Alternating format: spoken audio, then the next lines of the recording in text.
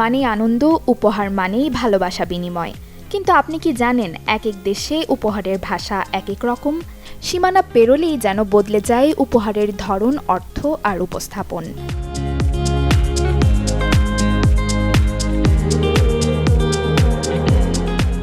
যেমন উপহার কি দিচ্ছেন তার চেয়েও বড় কথা কিভাবে দিচ্ছেন, সেটাই জাপানিজদের কাছে একটি শিল্পের মতো।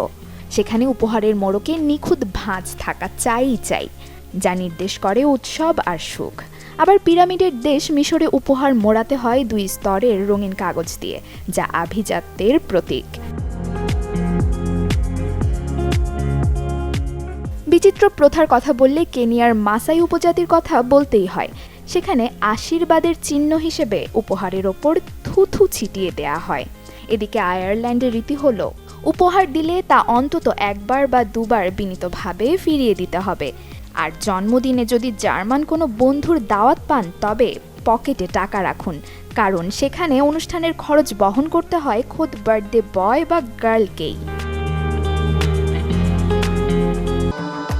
ভবিষ্যৎ হোক নিরাপদ, বিনিয়োগ হোক বিশ্বস্ত, আর আমার পছন্দ সল্ট বে। ওয়েলকাম টু সল্ট বে। উপহারের ক্ষেত্রে সংখ্যাও কথা বলে। যেমন ভারতে নগদ টাকা উপহারে একটি মুদ্রা বাড়তি যোগ করা হয়, যা সমৃদ্ধির প্রতীক। রাশিয়ায় আবার জোড় সংখ্যার ফুল কেবল শেষকৃত্যে ব্যবহৃত হয়, তাই আনন্দ উৎসবে দিতে হয় বেজোড় সংখ্যার ফুল।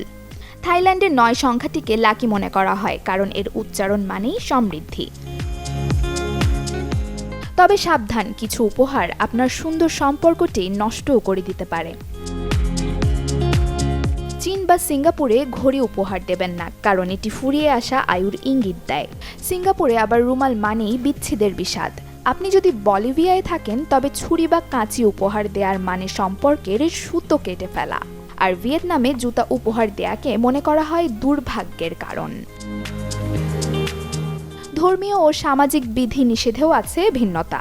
সৌদি আরবে পুরুষদের জন্য সোনা বা সিল্কের পোশাক উপহার দেয়া নিষিদ্ধ।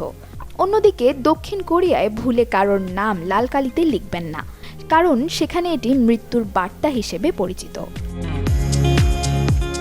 উপহার নেয়ার ধরনেও আছে ভিন্নতা। থাইল্যান্ডে উপহারদাতার সামনেই উপহার খোলা অভদ্রতা, কিন্তু তুরস্কে তৎক্ষণাৎ খুলে আনন্দ প্রকাশ করতে হয়। ঘানায় উপহার দিতে হবে সবসময় ডান হাতে। সংস্কৃতি আর দেশভেদে নিয়ম যাই হোক না কেন, উপহারের পেছনে আসল উদ্দেশ্য হলো আন্তরিকতা।